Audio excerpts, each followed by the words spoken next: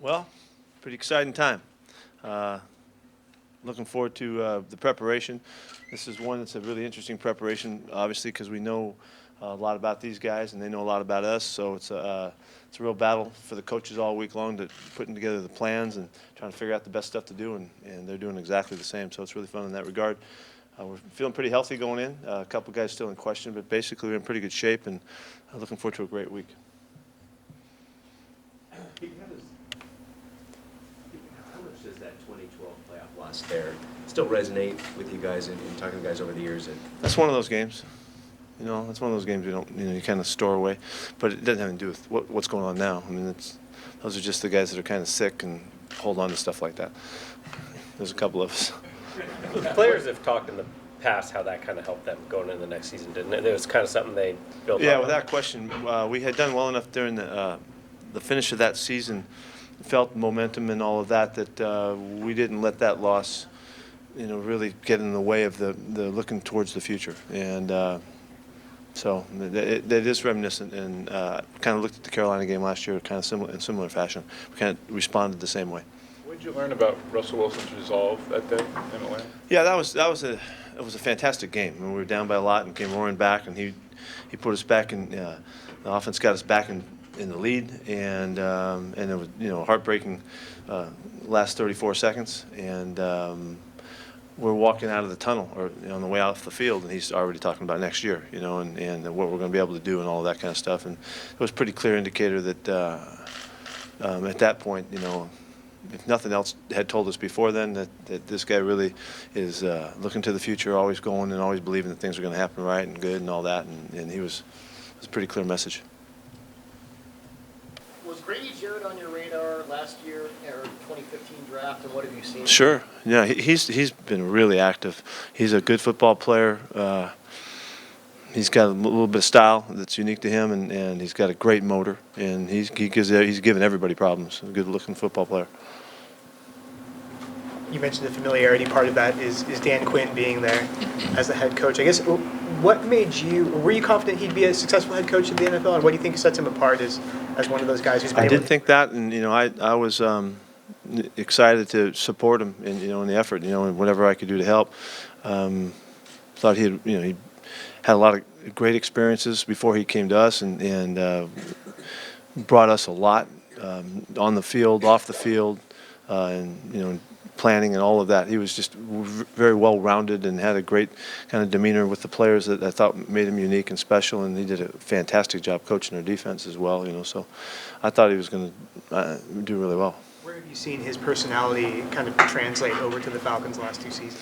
I think right from the start, remember how fast they started right off the bat, so I think his messaging was really clear. Where he was coming from and who he is and what he's all about was really clear, and that translated into a team that really responded quickly.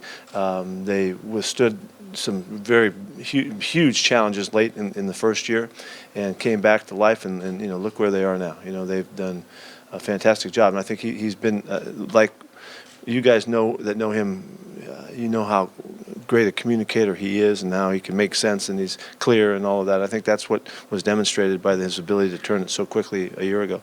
How much was his communication different when he came back after the stint in Florida, and maybe having that experience as a defensive coordinator there? I think the good part was that he had to plan, he had to call defenses and stuff like that. That whether you're calling it Florida or calling it here, that organizational effort that he had to make to get that all squared away was probably the biggest benefit. I don't think he changed one iota other than that. How much of the interesting factor in looking at the last matchup goes to the number of injuries you were dealing with, and how much different that could look this week?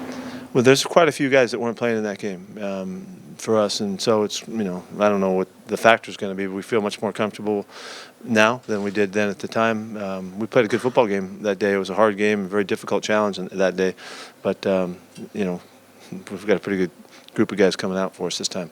You mentioned the pounding that Thomas took in the game, 27 carries. How's he doing physically after that? Yeah, he looks great. I mean, he's in I think exactly the place he should be on a Wednesday prep day. So he'll be fine. How's Marcel Reese? He's practicing today, so he's in good shape. He's bounced back very quickly. What did those fullback runs last week just give you guys in terms of the run game? Plays with the fullback in there, you mean? Yeah. Yeah. Well, it was just in, it's the spread of offense. You can do a little bit of everything. If you have all of the tools, and Marcel gives us the fullback that you can run in a couple different personnels. And really, we use 3 different personnels with him in the game, and he's very versatile and very smart. And we're not restricted in any way with the kinds of things we like to do when he's playing for us. How much do you see his experience in Cable's system show up? It does show up. Yeah, he's just very familiar. The guys that have the experience and they really benefited from it can really translate stuff really quickly, and he does that. He can put stuff right into action. He doesn't have to have a lot of reps to get it done, so that he's had really good background, and it really helps us in preparation. When you have whether it's a versatile fullback or running back or tight ends who can do different things, just how much does that help the offense and Darrell Bevel when you can present different looks and move guys around? Well, it's really fun for the coaches because you get a lot of tools and things to work with, so you can use everything you can think of when you have all of those kinds of guys. So it just helps, and hopefully just trying to make it a little tougher for your opponent to know what you're going to do, and so the more versatility usually makes it a little more unclear for them. They can't just zero in on stuff. I feel like this is the biggest challenge you guys have faced. Sorry? Do you feel like defensively, this is or you guys being on defense, is the biggest challenge you guys have faced since Earl Thomas went down? This is the biggest challenge that we've faced since the last time we played them. What are the specific, or what are the unique challenges that Atlanta presents? They're good at everything on offense. They're really good at everything. They run the ball well. They're aggressive with their run game, and it's a diverse run game. Both running backs bring style, and they both bring catch and run. They have 85 catches between the two of them. They have a tremendously experienced quarterback. There's nothing that phases them. You can't fool them. You just have to try to out-execute them. They've got big play guys. They're loaded, and I think Kyle does an incredibly good job with his offense. I've always thought that since he was first coordinator years ago, way back when. He's always had a great sense for how he mixes stuff and how he utilizes personnel, how he analyzes defense. He's really an exceptional coordinator, and so that scheme goes along with all the other great tools that they have. And obviously, they're communicating at a really high level, coach to player, and their ability to execute as well. So they give you all the problems that anybody can give you. How well equipped are your linebackers at dealing with that kind of running back who can catch the ball and do different things? Well, our guys are pretty well versed now. They can do about whatever, and we don't seem to have any matchups that we're worried about. So. That doesn't mean that it's easy. It's going to still be challenging for them because of all their style of offense. But our guys, they can match up and do the things that we want to do, and hopefully we'll have a good game with those guys. How does your offensive line get better? Shelley? Is that what? Shelley? Yeah, okay. What was that question again? How did your offensive line get better? We're growing. This is as young as you can be, and they just get better with the experiences and all of the things that they've gone through. Tom's doing a terrific job of helping them continue to grow. Their confidence is growing, and our execution is just going to get better. We're going to be a lot better the first day we come back next year. These guys are going to be better from all that they've been through. This is George's 22nd game he's ever played football. So it's just, unfortunately for him, it's all been in 1 year. So. All those guys they're just improving, in really normal fashion. I think we're impatient. We've been impatient about it, but we had a really good game last week, and last couple of weeks we've done some real positive things. You mentioned this is a team that you've seen a bit over the years. How big an addition was Alex Mack this offseason for them? He's really good. Yeah, we were really interested in him when he was available last year, and tried to see where we could fit into that, and we weren't at the level that we could participate. But he's a great player, and he's exactly what you're hoping for. He's got experience. He's really smart. He's really tough. He's physically gifted for the position. And I'm glad you brought his name up just for for his sake. West Coast guy. I think he's as good as you can get at the spot, and so. He poses a really big challenge for us. When you look at Matt Ryan on tape, what is the first thing that really jumps out at you? His accuracy is phenomenal. It really is phenomenal, and there's you don't ever have a guy really covered when he's throwing it, and particularly when Sanu and Julio, those guys are just apt to make the play when the ball's thrown. He puts it in all of the right spots, and he's just fantastic at it. And in difficult body situations, positions too, falling away and having to move and all that kind of stuff, he just does all of that and still finds a way to put the ball right on the money. Falcons have three guys. 70% completion or something, 69.9 or something like that. Sorry, Falcons have three guys, three rookies on defense with major reps in Neal and Jones and Campbell. What have you seen from them on tape now compared to where they were? And kind of a side question, what effect did Dan Quinn have on some of your defensive hauls? Because this is a pretty impressive defensive draft for them. Yeah, when I saw them against the Rams late in the year, I thought they looked like a different group. I thought they really looked like they've come along. They were playing with such energy and the precision that we demand, to see in the scheme. I thought you could really see it. And so they have grown a lot during the course of the season. It's a great example of when you play the young guys, if you just stick with them, by the time you get past the halfway point or somewhere in there, they start to click in and they really become vets for you, and play with experience. And that's what you're seeing from them. So the commitment they've been able to make, and they've been banged up a little bit, but the commitment they've been able to make to those guys is paying off now. Pete, how much better is Steven Terrell today as opposed to when he first stepped in for Earl? No, he is better. He's much more comfortable and confident in what he's asked to do and then what it takes to get it done. He's played really well. I know there was a lot of questions. You guys were all asking these questions about him. He's done a really good job. So we're really happy with the progress he's made. Everybody's going to give up something once in a while. He has not given up very much. This is a big challenge. These guys really work the field, and he's going to have some opportunities. He's got to do a great job back there. But he's just probably the biggest growth has come from communication from our guys. We're talking better. We're understanding, the nonverbal communications and all the things that have to go on back there. They're a long ways along now. It's been 6 or 7 games or something he's been playing. So he is not a first-time young guy playing anymore. What was it like having Earl there before the game, just kind of interacting? It was great to have him. It was great to have him there.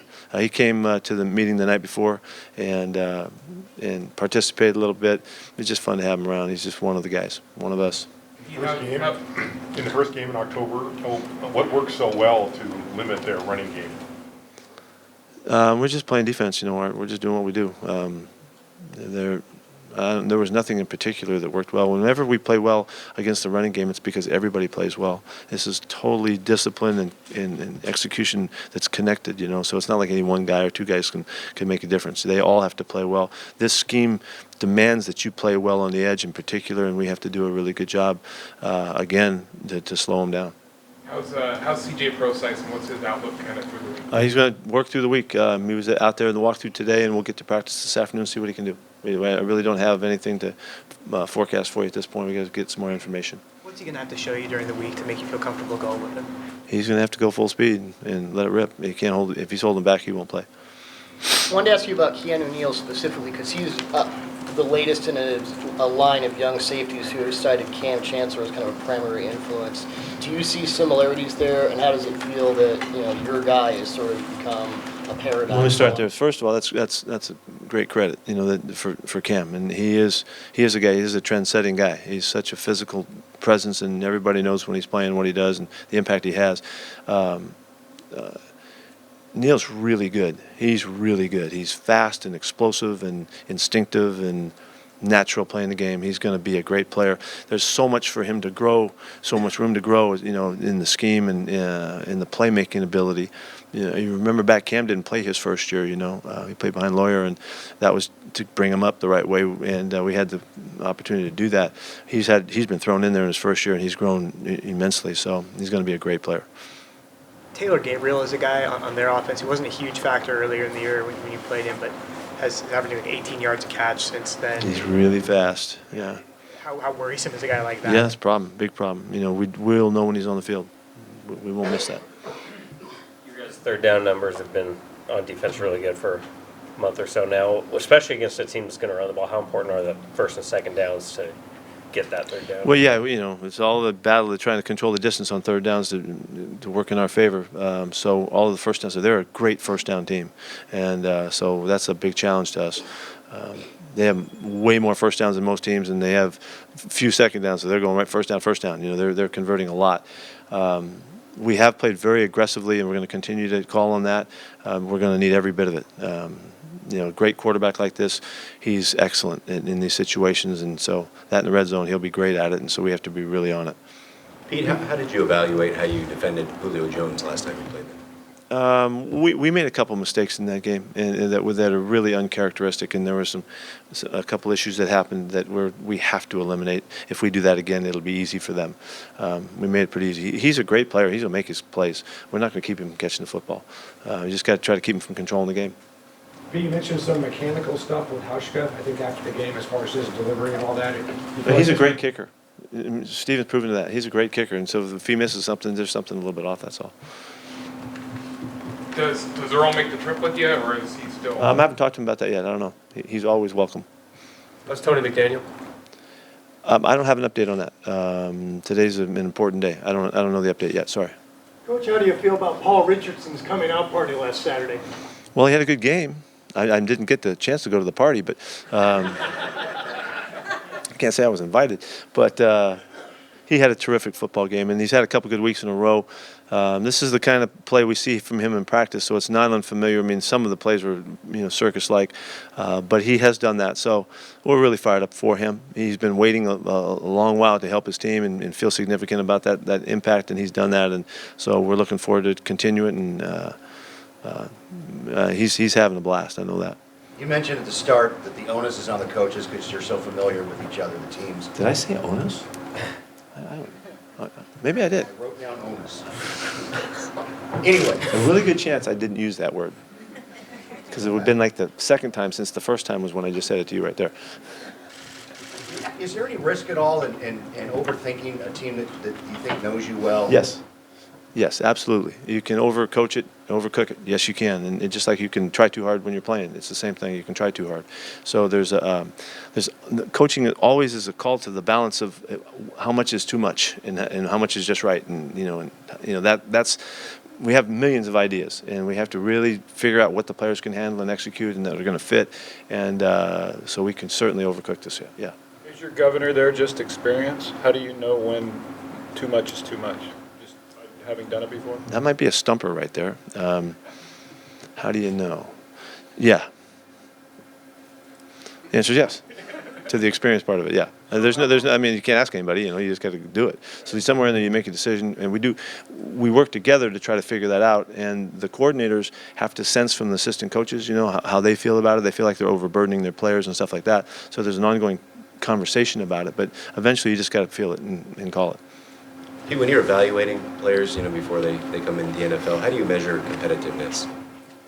It's extremely important in this program. I don't know that there's anything that's more important, because we know that it's the grit in the player that really takes them beyond, maybe what their physical capabilities can. And we found, as you've noticed over the years, I don't know how many guys we have now that are, undrafted players. We had 25 or 6 last year. I think we're right there again.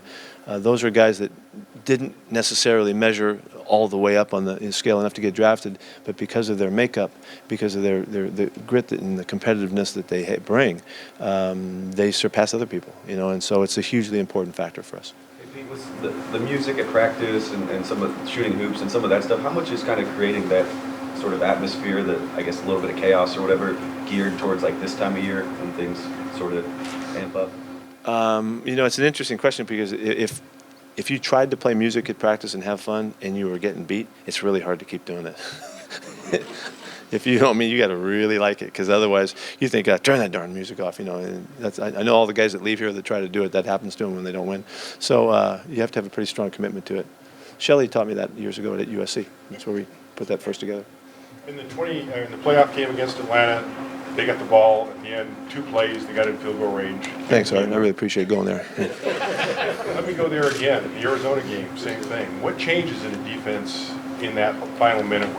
It really comes down to a couple snaps. In the 34-second deal, it was 2 snaps, and we went after them, and they converted. And we didn't quite execute the sink in the zone that we needed to sink, and they threw the ball over our head and got the ball right on the sideline and stopped the clock, came back and hit the tight end. It's not like I haven't gone over this time and time again, but I can tell you exactly what happened if you want. It's really who executes at the time, and sometimes you see coaches go after it. Sometimes you see them lay off, and they try different ways to get it done. I've gone through all of them and been whipped in all of them and won in some of them. But it's just that moment. Who makes the things happen better than the other guys? You're trying to outplay them in those last couple seconds by executing really well, and sometimes you do, sometimes you don't. Is that another case of overthinking sometimes? I know, Art, you're trying to get me to say that I screwed up there, and I didn't like the way we did that, and I was responsible for it. So yeah, my bad. A couple days after that, you talked about wanting to upgrade the pass rush. Do you go like, wow, I got one today? Did you feel like that? Yeah, thank you. You mentioned upgrading the pass rush being a priority a couple days after that. More than welcome to give it to you after all this time. I'm sorry. Was that something you saw in the game that made you, or just over the season you guys needed to? Say it again. What was the start of that? A couple days after that game, you mentioned pass rush being a big offseason priority. Was that something you saw in that particular game without Chris Clemens, or was it just over the season you realized? Are we going back to that same game again? Yeah. Honestly, I don't know. I can't remember that I said that. If I don't say that we need more pass rush after every year, then I'm screwed up. Okay, so you probably heard that every season. I can't believe you remember that. Fine, like back to table right after. So it worked out. There you go. Pete, a lot of your players have said. We need one more question. We're gonna close on that. A lot of your 8 years players ago. have mentioned over your time here how much they appreciate that they're able to speak their minds on social issues, political issues. Michael Bennett did the thing at Town Hall. Richard Simmons was very outspoken. How important is that to you, and is there a balance of discipline there, or is it just you want your guys to say what they want to say? No, there's a responsibility there, I think, to sense that you're part of a program, an organization, and a team, and a brotherhood, and all of that. That when you speak out, you represent all of us to a certain extent. And sometimes we do it really well, and sometimes we go too far. And then when there's a call for discipline, there's a call for discipline if you go too far and you go overboard. But more importantly, these guys have lives, and they're growing and getting ready to lead their own lives when they finish playing football. And I think they need to sense themselves and who they are and what they're all about as much as they possibly can, and figure out what's right and what isn't right. And so in that, they're gonna stretch it some, and they're gonna challenge the boundary some. And sometimes they don't do as well as they'd like to, and sometimes they do really well. And so most of our guys do an incredible job. For the most part, everybody's working to learn and to grow. And I want to just recognize these guys as the men that they are. That's all. I'm not trying to make them robots. I'm trying to help them be the best they can be. And so some of that is for them to learn and to stretch. And it's not just mutually exclusive to, I'm talking to media now. Sometimes that stuff weighs into the rest of your world and all of that, and it's important that we learn how to blend that so that they can perform at their best, as consistently as possible. That's a way better question than Art's, by the way.